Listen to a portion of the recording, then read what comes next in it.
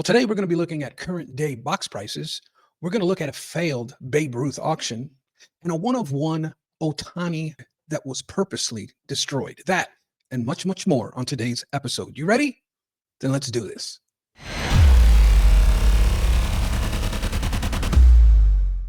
All right, friends, well, let's get right into it. Today we're going to be starting off with the word of the day. And the word of the day has extra significance today because I went ahead and released an article on my website that I've called the pre-war glossary. And the way you can get to it, I'm going to leave it as a link in the show notes. And but if you want, you can go to my website. There's another alternative way to get there. You go to my website, you go over here to the top menu bar where it says blog, and it's going to be the most latest article, which I don't know why the thumbnail did not show up. I'm going to have to fix that. But right here, pre-war glossary with the American card catalog table.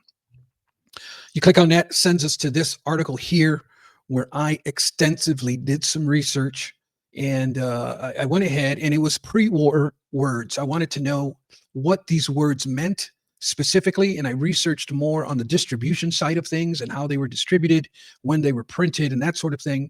And a wealth of words here, and I get into also the American card catalog, talk a little bit about it there. And I went ahead and did the complete classification table on it. You can take a look at that. But I did here at the bottom, as you can see here, note, OpenAI assisted me with this glossary, but I verified it against the sources provided. So check that out. And that's something that interests you. I'm truly, truly excited, guys. If you knew the amount of work that man hours that went into creating this glossary. And it's one of those things where I know there are many out there, but this one is mine. And I wanted to go ahead and do my own research. And I didn't just want to rely on somebody else's glossary, but I wanted to do mine because I wanted to learn. And that's the only way I'm going to learn, is if I dig in the ditch and I dig for myself to learn what these things mean so I can grasp a better understanding.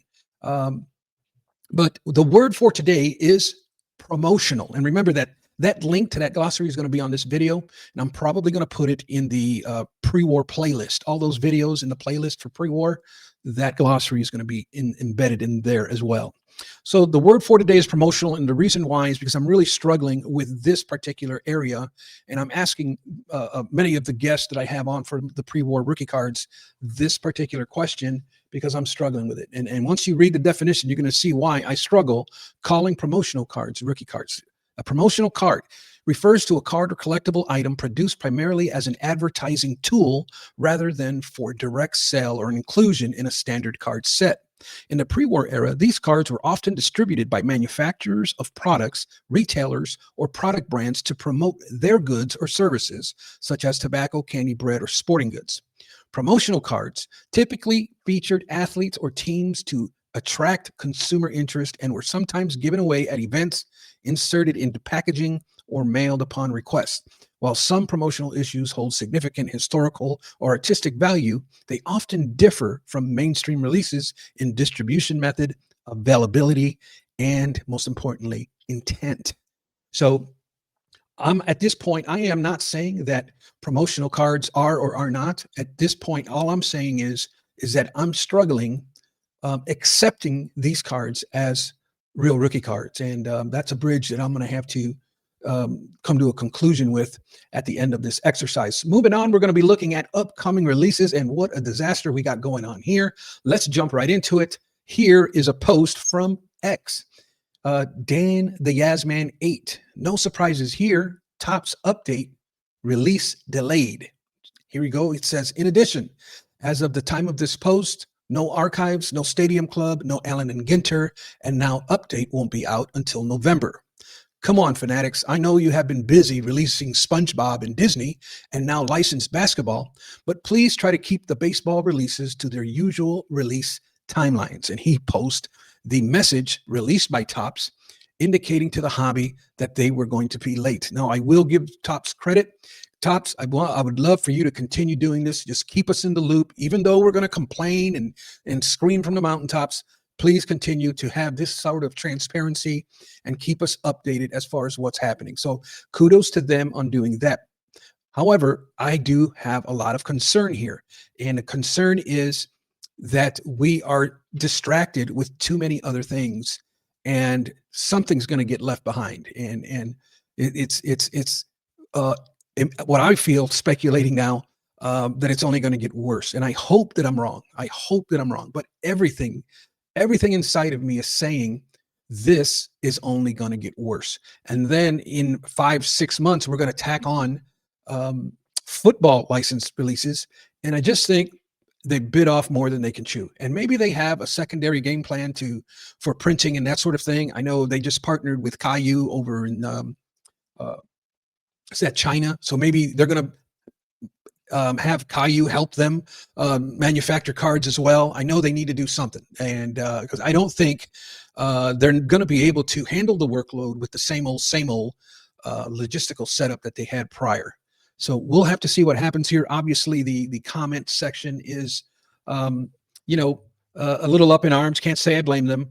Um, and here we have, any word on Topps Chrome Platinum anniversary, or is that going to be a year late like usual? Um, and it just, there's a lot. The hobby is really up in arms with things falling behind, and I guess we have to brace ourselves. It's one of them things, you have to take it or leave it, but keep that in mind going forward. Also, let's look at this post by Big Bree, who actually reposted Birdie 18 post. Let's look at this. Here is a mathematical equation that was done by somebody, and these, typically the mathematical equations come pretty close, not exact, but they come pretty close. And somebody did the homework and figured out that 2025-26 Topps basketball has approximately 1,263 copies of each card. He says this is very close to the most mass-produced Topps product of the year, 2025 Series 1 baseball, which has a total production of 469.2 million cards. However, the base print run of that was less per card at 1.184. So he's basically saying that the print run for the base set of Topps basketball is over 1.2 million. And listen to what Big Bree, the deal guy, which is also Brian Gray, former owner of Leaf, he posted, as an actual manufacturer or cards, he meant, this is not a huge print run. You ever run the numbers on Prism? That would scare you. So there you have it, friends. A point made by somebody within the industry, or was within the industry, saying, hey, that 1.2 million run is not that bad. So take that what you will. I found it pretty interesting. I really don't, for me, in my opinion, they can print 10 million. I can care less about print runs or rarity or scarcity or none of that nonsense.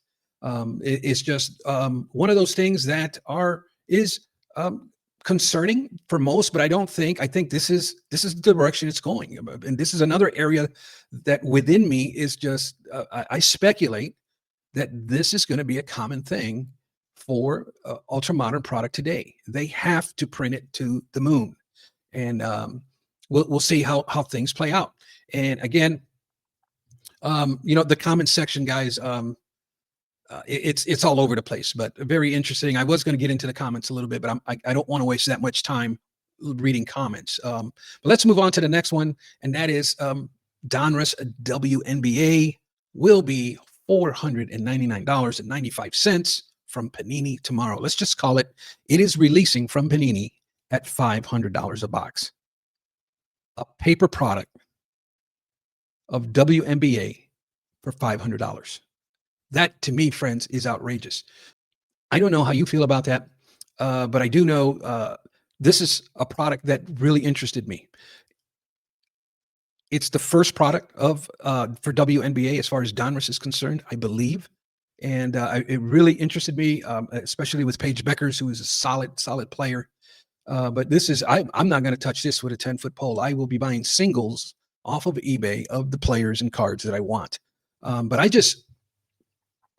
I feel bad for the people paying $500 a box for this stuff. And this is Panini's price, friends. Can you imagine what the secondary market's going to do? It's probably going to be anywhere between 10 to 20% more than this here. So proceed with caution, because I don't believe the return on investment for something like this is not going to be good. But who knows? Maybe it will. One more here on upcoming releases. Topps released a post on X saying releasing this week. Oh, look at this. 2025 Diamond Icons Baseball. Releasing 1022. Hobby box. $3,300 for 9 cards. 2025 Disney Chrome Sapphire. Releasing on 1022. Hobby box. $480. You get 4 cards per pack, 8 packs per box. So for 32 cards, you're paying $480. 2025-26 basketball, we already know that, $120 a box. 2025 Knockout UFC, the hobby box is going to cost you $240 from Topps. You get 8 cards per pack and 4 packs per box. Friends, I would love to know if you are a collector of Ultra Modern. What are your thoughts on this type of thing? Are you in or are you out? Is basically what I want to know. But the shock of people on X with this product is just to the moon. It's just people are outraged. Math guy SoFly, I really wanted to feature his because he even shows a picture of Mike Mahan here, but his post says you should be ashamed, Mike Mahan and Fanatics. $3,300 is insane. The average fan has been priced out. That is the sentiment of a lot of people, friends, and this is the state of affairs. So you either pony up or step aside or change your expectations. Many of us will have to lower our expectations in order to afford a box of cards in today's market. Sad, but true. Moving on to Rookie Mania. We're going to have one story here, and we're going to be looking at a post made by Darren Robel about the auction on Babe Ruth's 1914 Baltimore News that sold 2 years ago for just over $7.2 million. And it was up for auction again. Listen to the post by Darren Robel here. Collector believed to take biggest loss in card collecting history with $3 million haircut on Babe Ruth card last night. Now, friends, oh man, here is a clip on what I said about this thing when it first came to the auction block. Listen to this. At this point, I would love to know why the person who bought it 2 years ago, December of 2023, why are they selling it now? Is it because the market's up again?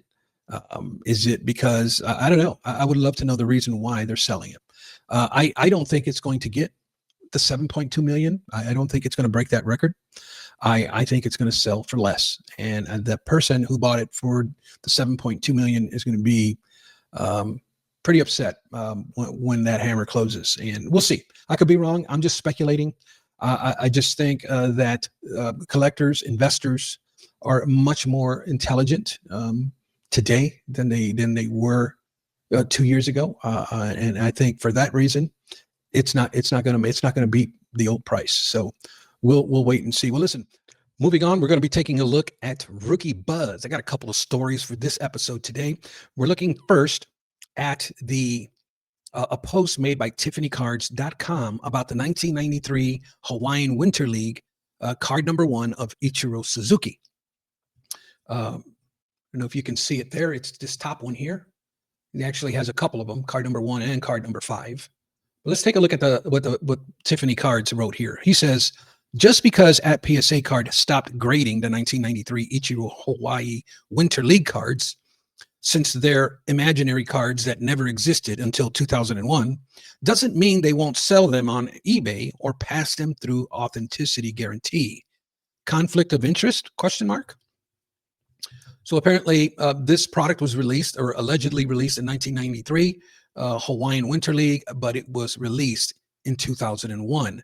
PSA stopped grading this card, but apparently we have some that have gone through, like this one here in the bottom. This was something that was new to me, but if we continue reading here in the comments, David Saba, he says, and he tagged a bunch of important people here. He says, the Hilo Stars Ichiro card was never printed in 1993. It's a fraudulent card printed up in 2001 and faked as a 1993 card. That sounds very similar. star cards. PSA, stop grading this. Some poor sucker is going to pay $5,000 for a fake card that never existed. And here he is showing the current auction up for this card with 22 bids. Very, very interesting. Next up, I want to take a look at a post by my friend and yours, Chris Hoge. He did a double take when he was looking at this recent sale. A 1987 Donruss Bo Jackson rookie card number 35 in a PSA 10, recently sold for $399. I love this. I have said it over and over again throughout the years that in my speculation, I believe 1980s cards in PSA 10 are going to carry a premium in the future. And I believe it's starting to happen. Let's take a look now. Let's just move right into the card ladder feed. I went ahead and renamed the Rookie Market Pulse, and I just called it for what it is. Now I'm calling it card ladder feed. So let's move right into this segment. And the first thing that I want us to look at is this Bo Jackson card. I went ahead and punched it up. And here we see the sale that Chris was talking about at $399. And that was on October 19th, last week. But here we see on October 23rd, not but 4 days later, it sells for $420. And 24 hours after that, another one sold for $410. Very, very interesting to me. And if we look at this card on the chart, look at this thing. I want to go to, let's go for the last year. And this is a healthy way of looking at things. I just think, never mind these crazy prices that go up and down overnight. But you see this card here, we're dating it back all the way to 2003. And the natural long-term progression, the healthy progression of this card slowly but surely ticking up as time moves on. And I think that's a sign of a healthy market. That's the way it should be. And interestingly enough, we see that with a lot of stuff from the 1980s in PSA 10, which is to be honest with you, perhaps my favorite era. And then you look at this thing on these cards. I want to show you one other thing. Let's take a look at the pop report. So this card has been graded a total of 13,086 times. That pairs in comparison to the ultra modern rookie cards of today. They are 2, maybe 3x or 2.5x of what this total population graded pop report is. And I think that should carry some weight too. I think when you would do a side-by-side comparison, the cards from the 80s start to look like the pop reports are not all that bad. Yes, they printed them to the moon, but how many are worthy of being graded is the question. And so that's an interesting part of it. As far as PSA is concerned, there's 1,638 tens of this card, and that's a solid number. That's quite a bit. But $410 just shows the demand that is wanted for a card like this. So I love it. All right, let's move on. While we're here, we're just going to get out of this and we're going to go right into the rookie feed. There's a lot of awesome stuff to look at today. I do want to start with this card here, and we're going to look at, and we're going to start here with the 1887 Allen and Ginter N28 World's Champion of Adrian Cap Anson.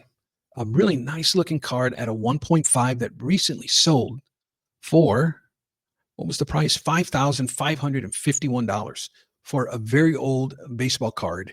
And you look at it, it's in really, really nice shape. And just something that is this old is just amazing to me. But a little bit about Cap Anson, and this is probably something I should have left for Rookie Spotlight, but we're going to be looking at another player for Rookie Spotlight. But for the card ladder feed here, I want to start with this one, but I also want to speak on it a little bit. Cap Anson played in this era between 1871 and 1897. He played what was a total of 27 seasons for the Chicago White Stockings, which eventually turned into the Chicago Cubs. So he's a Cubby, and he was probably like one of the first professional career all-stars in the league. And he was a fabulous player, has over a Hall of Famer, over 3,000 hits in his career, and really impacted the game in a lot of good ways, but also in a lot of bad ways. And I'm going to get kind of personal here, maybe a little bit flirting in the gray area as far as political is concerned, but I want you to know my heart and some of the reasons why I sometimes struggle with pre-war cards, or I've always struggled with collecting pre-war cards. Not only are the rookie cards out of my price range, but Cap Anson is one, and it's probably debatable. Somebody's probably going to debate me on it, but he has been very well documented and very well outspoken about playing with black athletes back in this era. It's attributed to him why black athletes were not allowed in the league to begin with. And he made that hard of a stance about it, that it kind of shaped the league into not allowing African-American athletes to play. And that to me bothers me. And it's that kind of thing like that. I like to connect with the players that I collect. I like there to be I guess that's another reason why I've never gotten into pre-war, because I never seen them play. I've never really connected with them like I did players from the 70s and 80s. And that's probably why that era is my favorite era, is because I grew up watching those players. And but this is a thing. I know it's a touchy subject, but I just wanted to be real about certain things, because when I read and study, a lot of this era had this type of attitude about African-American athletes. And it is not, I mean, that's their prerogative, right? It's just my prerogative whether I want a player like that or a card like that of a player who had that kind of belief system. And so that's just, wanted to share that. I know it's an edgy topic, but thank you for hearing me out. Thank you for allowing me to share my opinion on it. And let's move on now to 1020. There's a couple of cards that I want us to look at here. I want to look at this Shea Gilgeous-Alexander 2018 Prism, the fast break neon green, serial number 5, recently sold for $15,600. And this is a really interesting card. I want to take a look at. I really like Shea. I sent one of these in earlier in the year, and it came back a 5. And it's one of those things where maybe it was a 6. I don't remember. It was either a 5 or a 6. But I sent in a Prism base, and they nailed it. And I still to this day don't see anything wrong with the card. If anything, maybe a slight centering in the back, but it's undeserving of that low of a grade. But needless to say, let's look at the base for those of us who are a little bit more modest budget. But this card here, 125 is the last sale, and we see a bump here probably during the playoffs in that this year. But 125 in a PSA 10 is very affordable for a card like this. It actually shocked me that it was that low for this caliber player. So let's take a look at the silver, which is another option for those of us with modest budgets. So the last sold price is $1,100 on this one. Really nice card. What you will notice with SGA's Prism card is what do you notice? The problem with this card is that it's technically a rookie card, but Panini forgot to put the rookie card shield on this card. Apparently they released a statement after the fact that was an error on their part, and it's just considered more of an error card. And it's a rookie card with an error qualifier to it because Panini forgot to put the RC logo on it.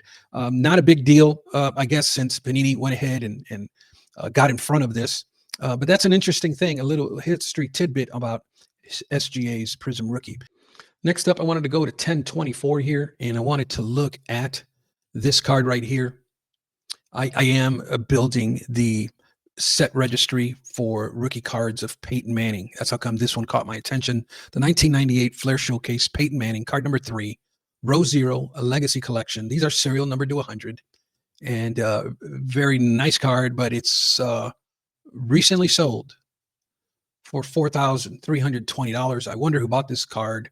I'm wondering if it was Brett from Stacking Slabs. I know he is, this to me is something that would be right up his alley. And what a fabulous card here.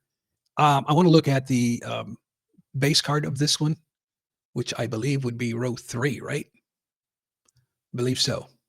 A row 3 and a PSA 9, $45. I tell you, I just don't understand why Peyton Manning doesn't get any hobby love. As far as key quarterbacks in the league, he's up there. As far as somebody who is always um, still involved in the game, who is always involved with commercials, and just has a really great personality as far as on camera, anyways. And his cards are so affordable. And I'm going to probably get serious on completing the rest of my set registry for Peyton Manning. This is a card that I would need for it. I believe I am building it in a PSA 9 grade. And that's why I wanted to take a look at that one. I don't know how you guys feel about Peyton. Let me know in the show notes below. Um, Other ones, there's this 1025 is a pretty amazing day. Let's start with this other Peyton Manning 1998 EX 2001 Peyton Manning card number 54, Essential Credentials Future, serial number to only 7 with a very scratched up slab. But this one here recently sold for, my goodness, $174,000 to the lucky winner.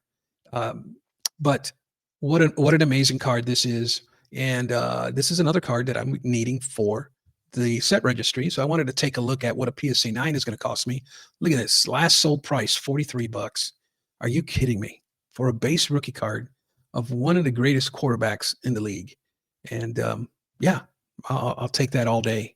I'm wondering now, with those cheap prices, what is a PSA 10 going for? PSA 10 is about 350. Okay. Very manageable for me if I wanted to, but I have so many other cards. I try to pick a number for the set registry. I hate to have like 8s and 7s and 9s and 10s. I kind of like to pick a number like a PSA 9 and just do the entire set registry in PSA 9 is what I would prefer to do with this one anyway, since I have it halfway completed already in 9. So I don't know. I'm always kind of like finicky. I want that coordination across the board. All right. Next, I wanted to look at a couple more here on 1025. Here's another amazing one. The 1996 Ultra Gold Medallion rookie card of Kobe Bryant. This one here recently sold for just a hair over 30,000. This is amazing card, and you don't see this pop up very often, especially in a PSA 10. What a great card there. Let's take a look at the base. What's the base card going for on this? A PSA 10 on this one is going for about $2,640. Very nice card. Kobe is another one. I need one more card to finish the Kobe set registry. I need the EX 2000 on this one to complete the set registry. If you have one in a PSA 9 and would like to sell it, reach out. I'd love to buy it from you. But this one here in a PSA 9 is about $200. $199 was last sold. So, and the last one that we're going to look at here is this Eddie Matthews. What an amazing day for the card ladder feed on 1025. 1952 Topps Eddie Matthews, card number 407. This card, my friends, is a spectacular card for many, many reasons. Primarily, the Hall of Fame player that was Ed Matthews.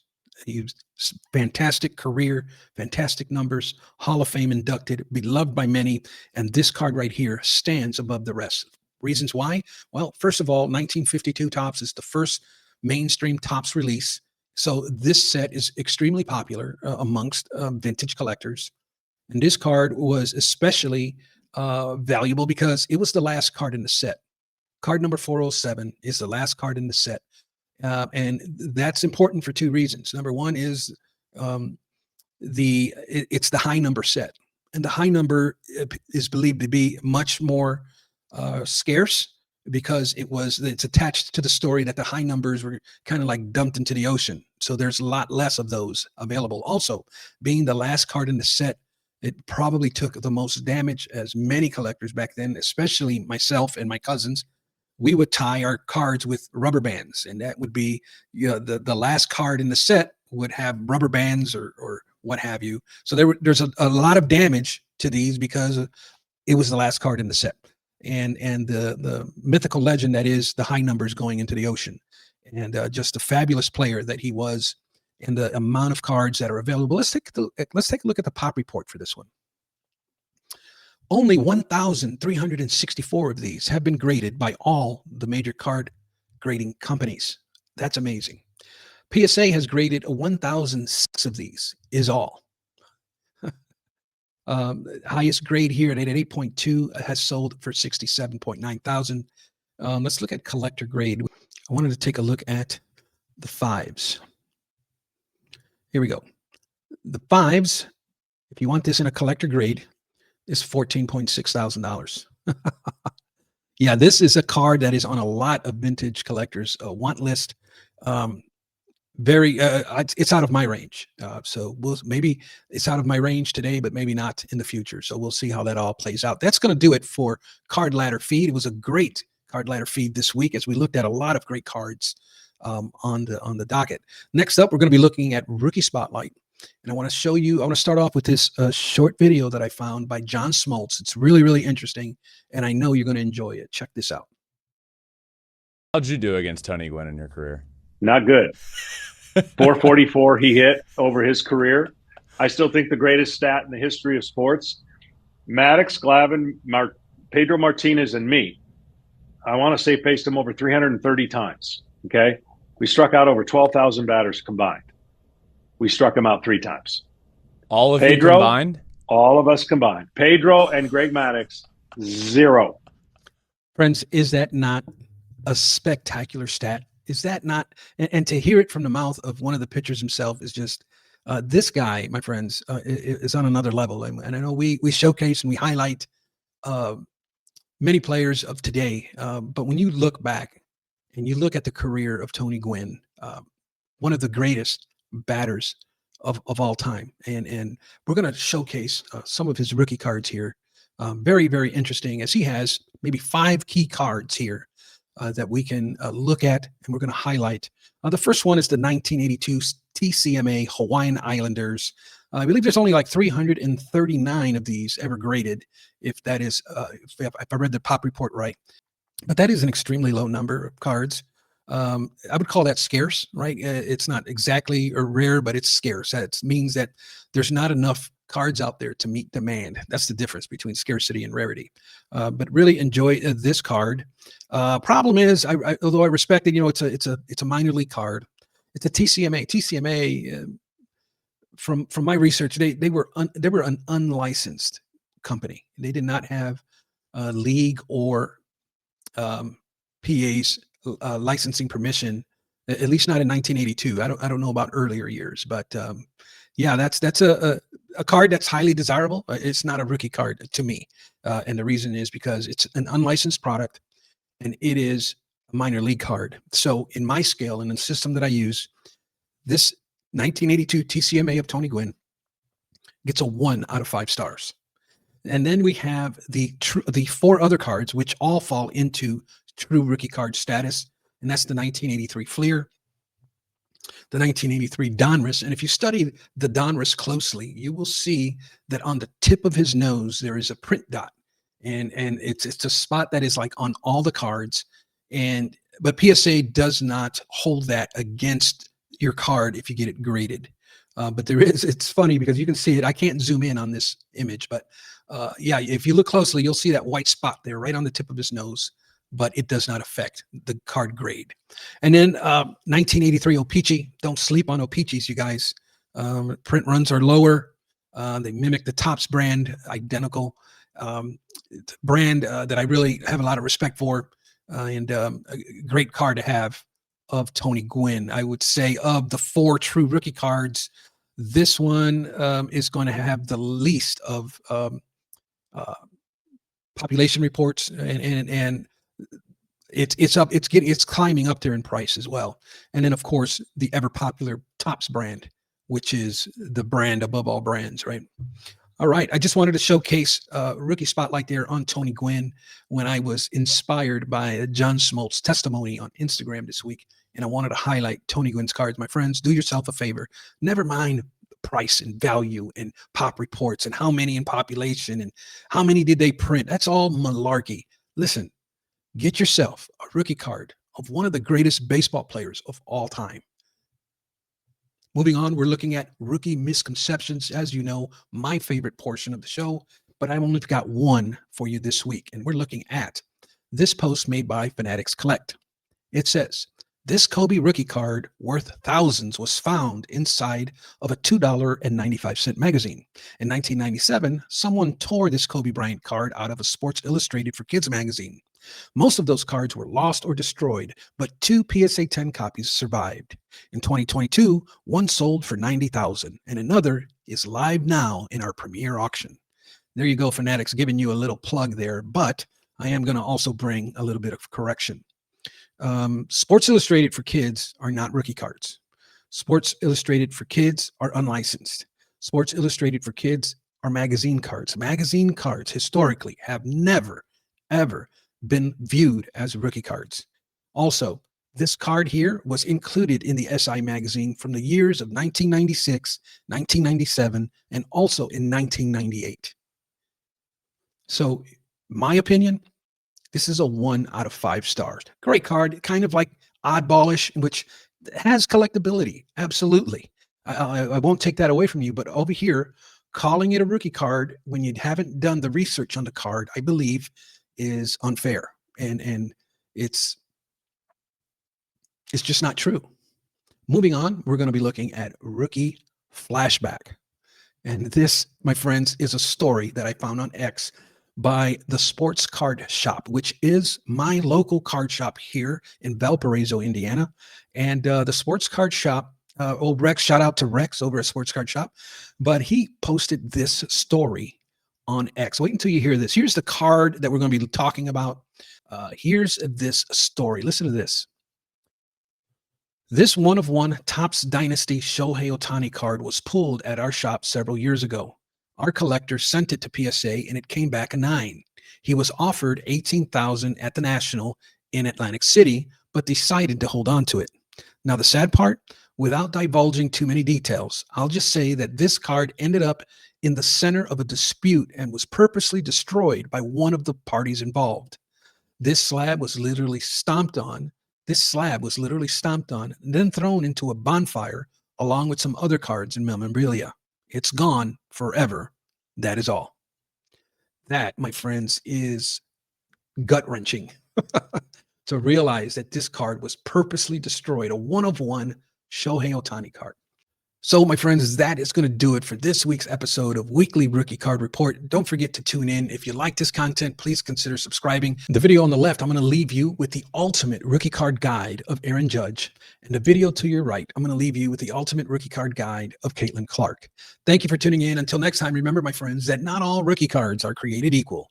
Until next time, buenos nachos, muchachos.